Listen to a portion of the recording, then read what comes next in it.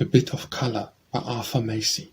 O damsel, fair the port Maylord, with his soft blue eyes that haunt me so. Pray what should I do when a girl like you bestows a smile, a glance and a sigh on the first fond fool that is passing by, who listens and longs as sweet words flow from pretty red lips at the port Maylord?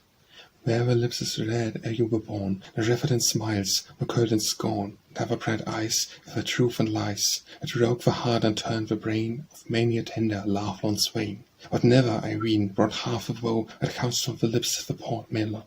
A charming picture where you stand, a perfect work from a master's hand. Your face so fair and your wondrous hair, your glorious colour, your light and shade, and your classic hair that the gods have made, your cheeks that crimson all aglow as you wait for a lover at the port Maylord.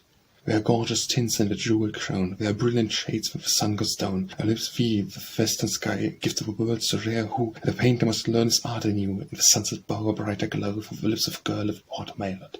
Come, tell me truly, fair-haired youth, do her eyes flash love, her lips speak truth, or does she beguile with a glance and smile, and burn you all day long, with sex art and the siren's song? Oh, would that your foolish heart might know the line the heart at the Port Maylord. A Poet's Lesson by Arthur Macy. Poet, my master, come tell me true, and how are your verses made? If it is the easiest thing to do, you take a cloud of a silver hue, attend a smile or spring or through, with plenty of light and shade, and weave them round in syllables rare, for grace and skill divine. For earnest words, for pleading prayer, for cadence chords from a dulcet air, a tale of love and a lock of hair, or a bit of a trailing vine, or delving deep in the mine unwrought, you find in the teeming earth the golden vein of a noble thought. The soul of a statesman still on board, or patriot's cry with anguish fraught, of the land that gave them birth. A brilliant youth who has lost his way on the winning road of life, a sculptor's dream of a plastic clay, a painter's soul in the sunset ray, the sweetest thing a woman can say, or a struggling nation's strife, a boy's ambition, a maiden's star unrisen, but yet to be, a glimmering light that shines afar for a sinking ship on a moaning bar, and this leaf a veteran scar, or land where men are free. If a poet's hand be strong, to with a web of a deathless song, if a master guide the pen to words that reach the hearts of men, and if the ear and the touch be true, it's the easiest thing in the world to do. All on a Golden Summer Day by Arthur Macy. All on a golden summer day, as through the leaves a single ray of yellow sunshine finds its way, so bright, so bright. The winged birds that blithely sing seem welcoming another spring, while all the woods are murmuring, so light, so light. All on a golden summer day, when to my heart a single ray of tender kindness finds its way, so bright, so bright. When comes a sweet hope and bravely dares to break the chain that sorrow wears, and all my burdens, all my cares are lighted, so light. At Twilight Time by Arthur Macy. At twilight time, when tolls the chime, and saddest notes are falling, a lonely bird with plaintive word across the dusk is calling. Vain dove that wait for one dear mate, but never shall know the more, when sinks to rest with drooping crest in one long dream of sorrow. Dears, when night is here, to thee I'm calling, sadly as tear on tear is slowly falling. Oh, fold me near, more near, in love and trailing. Here on thy breast, where life shall last, with thee I stay. Here will I rest, till night is past, and comes the day. Constancy by Arthur Macy. The first so vivid than the showers had just made brighter all the flowers, yet she was fair as any there, and so loved her hours and hours. Then I met Helen, and her ways set my untutored heart ablaze. I loved at sight, and deemed it right to worship her for days and days. When I gazed on Clara's cheeks, and spoke the language Cupid speaks, all the rest she seemed the best, so I loved her weeks and weeks. But last of love's sweet souvenirs was Delia, with her sighs and tears. Of her it seemed I'd always dreamed, so loved her years and years. But now again the feeble met, I love the first one of us said. Figure you say, answer nay. Martyrs true to one quartet. Easy Knowledge by Arthur Macy. How nice would be if knowledge grew on bushes, as the berries do, and we could plant our spelling seed and gather all the words we need. The sounds from off our slates we'd wipe, and wait for figures to be ripe, and go into the fields and pick whole bushels of arithmetics. Or if we wish to learn Chinese, we just go out and shake the trees, and Gurmaven and all the towns, or go for proper verbs and nouns. In the gardens there would be great bushes of geography, and all the passers-by would stop and marvel at the knowledge crop, and my pen would cease to push, and pluck my verses from the bush. In Remembrance by Arthur Macy. Sit close, our friends around the broad, they have grants as yet a little time. Now let the cheering cup be poured, and welcome song and jest and rhyme. Enjoy the gifts that fortune sends, sit closer friends. And yet we pause, with trembling lip, we strive a fitting phrase to make, remembering our fellowship, lamenting destiny's mistake. We marvel much when fate offends and claims our friends. Companion of our nights of mirth, ere all were merry who were wise. Does death quite understand your worth, and know the value of his price? I doubt me if he comprehends, he knows no friends. And at realm is there no joy of comrades, and the jocund sense can have so utterly destroy for gladness grant a recompense? And can it be that laughter ends with absent friends? Or scholars whom we wisest call, who solve great questions at your ease, you ask the symbols of them all, and yet you cannot answer these. And is it thus your knowledge ends to comfort friends? Dear Ma, should you change to meet our brother somewhere in the gloom, pray give to him a message sweet from brothers in the tavern room. Do not ask who 'tis that sends, for we were friends. Again a parting sail we see, never boat has left the shore. A kind of soul and broad has she, who never left the land before. And as her outward course she bends, sit closer, friends. Love, by Arthur Macy. Oh, love fits all humanity, humanity, my dear. After all it's vanity, a vanity, a fear. And sometimes 'tis insanity, insanity so queer. Humanity, yes, a vanity, yes, insanity so queer. And love is often curious, curious to see. And oftentimes is superior, superior than me. And surely 'tis injuries, injuries when free. So curious, yes, and spurious, ye injurious when free.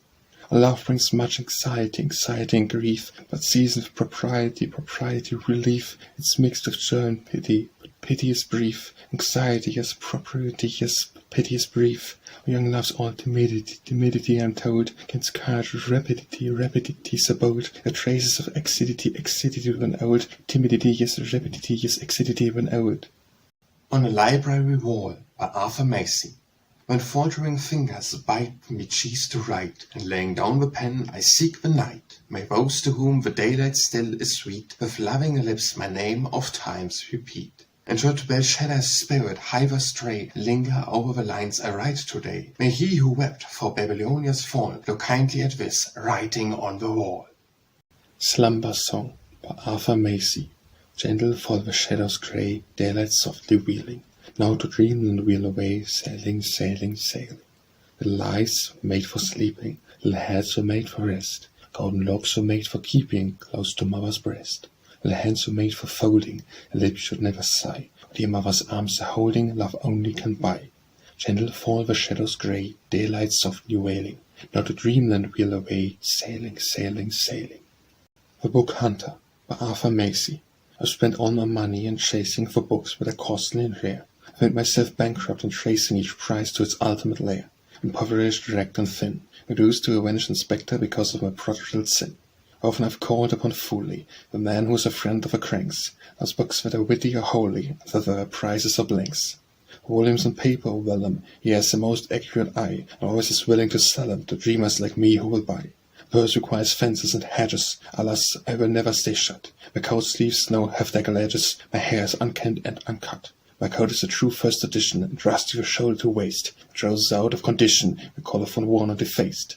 My shoes have been long out of fashion, crushed leather they both seem to be. My head is a thing for compassion, the kind that is labeled empty. My vest from its binding is broken, and sort of French collar relic. When I think of it cannot be spoken, it's got low mark, it's unique. I'm a book that is thumbed and untidy, the only one left of a set. I'm sure it was issued on Friday, for fate is unkind to me yet. My legs has been cruelly garbled, my destiny harder than flint. I wait for my grave to be marbled, and I shall be out of print. The Book of Life by Arthur Macy. Whoso his Book of Life doth con, from title leaf to colophon, may read, if he but wrongly look, some soiled pages in his book. But if he read or write each line, interpreting the scheme divine, 'twill be most fair to look upon, from title leaf to colophon. The Boston Cats by Arthur Macy. A little cat played on the silver flute, and the big cat sat and listened. A little cat's strains gave the big cat pains, and the tear on his eyelid glistened. Then the big cat said, "I'll rest a while." But the little cat said, "No, no, for I get paid for the tunes you play." And the big cat answered, "Oh, and we get paid for the tunes you play, but that you play till you drop. You'll spoil your health in a race for wealth, I'll give you more to stop." Said the little cat, "Hush, you make me blush. Your offer is unusually kind.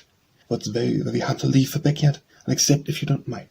So the big cat gave them £1,000 and a silver brush and a comb and a country seat on Bacon Street, right under the State House dome. And the little cat sits with other little kids and watches the bright sunrise, and voice of the flute is long since mute, and the big cat dries his eyes. The Criminal by Arthur Macy.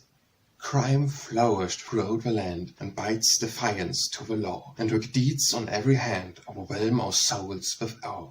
I know 100 criminal whose maidenhood with crime begins, who safe behind the prison wall should expiate her sins. She's a thief whenever she smiles, when she steals my heart from me, and keeps it with the maiden whilst, and never sets it free.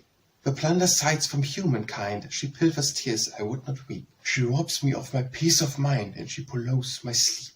Of lawless ways she stands confessed, and is a burgher bold whenever she finds a weakness in my breast, and silly enters where. A gambler she, whose arts entrance, whose victims yield without demur, content to play love's game of chance, and lose their hearts to her. A graver crime is hers, for when her matchless beauty I admire, of arson she is guilty when, and sets my heart on fire. A bandit preying on mankind, her captors with a score increase, no hand can either the chains unbind, nor ransom bring release. She's a cruel murderess, whenever her eyes send forth a dart, and as she holds me endures, it stabs me to the heart. Crime flourished throughout the land, and bites defiance to the law, and wicked deeds on every hand overwhelm our souls with awe. The Five Senses by Arthur Macy. Oh, why do men their glasses clink, when good old honest wine they drink? Wine is so excellent a thing, to lowest subject or to highest king, where every sense alike should share the pleasure that can banish care. Thus may each merry eye behold the sparkle of red or gold, our lips may feel the goblet's edge, and taste the loving cup we pledge, while from each foaming glass escape the precious perfumes of a grape. But we hear it not, and so we give the touch that all men know, and thus do all the senses share the pleasure it can banish care, and that is why the glasses clink, then good old honest wine we drink. The Flag by Arthur Macy. Here comes the flag, hail it. Who dares to drag or trail it? Give it hurrahs, free for the stars, free for the bars, and cover your head to it. The soldiers who treat to it, shout at the sight of it. Justice and right of it, the unsullied white of it, the blue and red of it, and tyranny's dread of it. Here comes the flag, cheer it, valley and crag shall hear it. Fathers shall bless it, children caress it. All shall maintain it, no one shall stain it. Cheers for the sailors that fought on the way for it, cheers for the soldiers that always were brave for it, tears for the man that went down to the grave for it. Here comes the flag. The Passing of a Rose by Arthur Macy. A white rose said, "How fair am I, behold a flower that cannot die." A lover brushed the dew aside, and fondly plucked it for his bride. A fitting choice, the white rose cried. The maiden wore in her hair, the rose contented to be bare, so proudly boasted, none so fair. When close she pressed it to her lips, but weary of companionships, the flower within her bosom slips. O'ercome by all the beauty where its trait confessed, "Dear maid, as were 'tis you, and you alone are fair." Turning its humbled head aside, the envious rose lamenting died. The Song by Arthur Macy.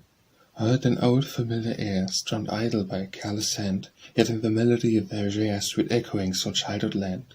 The well-remembered mother touch, wise denials and consents, the trivial souls with the much, small pleasures with the large events. The fancy's dreams, strange wanderings, the daily problems unexplained, momentous as the cares of kings that on unhappy thrones have reigned, come back with each unstudied tone, and came with song remembered best, and with a sweetness all its own, once lulled the play-worn child to rest. And where, secure as Tarik's hide, he slumbered, shielded from alarms, safe from the mystery of night, close folded in the mother's arms. When Israel's mighty songs of old, and all the modern master's art, were less than simple lays were told the secret of the mother's heart.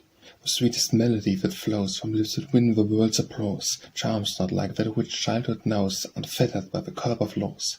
The vow we rise to nobler themes, to grand harmonies attain, the life's not in the academics, the magic of a simpler strain, and we must burn the cruder song, or name it anything we will, denouncing the artifices wrong, yet the child is music still. I was listening to an idle air, struck lightly by a careless hand, I heard, and with a cadence swear, the sweetest song of childhood land. The Stranger Man by Arthur Macy. Now what is that, my daughter dear, upon thy cheeks so fair? 'Tis but a kiss, my mother dear, kind fortune sent it where. For it was the courteous stranger man that gave it unto me, and it is passing red, because it was the last of three. A kiss indeed, my daughter dear, I marvel in surprise. Such conduct with a stranger man, I fear me was not wise. We thought the same, my mother dear, and so it free forbore, although the court a stranger man vowed he had many more. My perfect daughter, quickly go, bring the stranger here, and bid him hie, and bid him fly to me, my daughter dear. For times be very, very hard, and blessings eke so rare, I fain would meet a stranger man, with half a kiss to spare. The Three Voices by Arthur Macy. There once was a man who asked for pie, a piping voice up high, up high. When he asked for a salmon roe, he spoke in a voice down low, down low. When he said he had no choice, he always spoke in a medium voice. I cannot tell the reason why he sometimes spoke up high, and why he sometimes spoke down low. I do not know, I do not know. And why he spoke in the medium way, don't ask me, for I cannot say. The Worm Will Turn by Arthur Macy. I'm a gentle, meek, and patient human worm, unattractive, rather active, with a sense of right, original but firm. I was taught to be forgiving, for my enemies to pray. What's the use of living if you never can repay all the little animosities that in your bosom burn? It's a pleasure to remember that the worm will turn. And so gentle and so patient and so meek, unpretending, unoffending, and if by chance you smite me on the cheek, I will never turn the other, as I was taught to do by a paralytic mother whose theology was blue. Your experience will win when explicitly you learn how modest, mild, submissive little worm will turn. I'm so subtle and so crafty and so sly. I am humble, but I tumble to the slightest oscillation of the eye, and others think they are winning a fabulous amount when they do a little sinning on a personal account, and my quiet, simple way a modest stipend earn, as we slowly grasp the bitter fact that the worms will turn. Our human worms are curious little things, inoffensive, rather pensive, when it comes to using a little human stings. Then avoid intrusion, if you would be discreet, and cultivate seclusion in an underground retreat. Whenever you are trampled the lowly worm to spurn, just be in mind the little line, a worm will turn. For art to me, by Arthur Macy. For art to me is as soft breezes to a summer sea, as stars unto the night, when the day is born, as sunrise to the morn, as peace unto the fading of a light.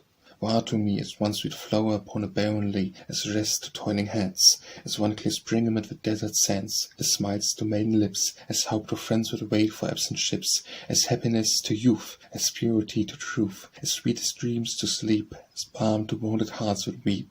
All that I would have thee be, thou art to me. Valentines from a Commercial Lover by Arthur Macy. If I were but a syndicate and love for merchandise, I'd buy it at the market rate and hold it for a rise. And should the price of all this love bound upward like a ball, and reach 1,000 or above, still you should have it all. Were all the world like you, Arthur Macy. Were all the world like you, my dear. Were all the world like you. Where'd be darts in all our hearts from sunset to the dew. For life would be a life's jubilee, where all were two and two, and lovers rhyme the only crime. For all the world like you, my dear, for all the world like you. For all the world like you, my dear, for all the world like you. Had we no pain, nor clouds, nor rain, or kisses of a dew, but sweetest sighs and pleading eyes, where Cupid's arrow flew, and lovers rhyme the only crime. For all the world like you, my dear, for all the world like you. Wind and rain, by Arthur Macy. Rain came down on Boston town, and the people said, "Oh dear, it's early yet for annual wet, 'twas dry this time last year." And heavy suits and rubber boots we went to the weatherman and said, "Dear friend, do you intend to change your present plan?" In tones of scorn he said, "Begone, I've ordered a week of rain. Away disperse, I'll do worse, and order hurricane." They sneered, oh, and they laughed, ho, and they said, "You surely jest, your threats are vain, for hurricane is the thing we like best. Our throats are tinned in the sharp east wind, we really couldn't do without. We complain of too much rain, and we think we'd like a drought." So the weatherman took a palm leaf fan, and he waved it up on high, and he swept away the clouds so grey, and the sun shone out in the sky. And the sun shines down on Boston town, and the weather still as clear. We set the clocks by the equinox, and never the east wind fear.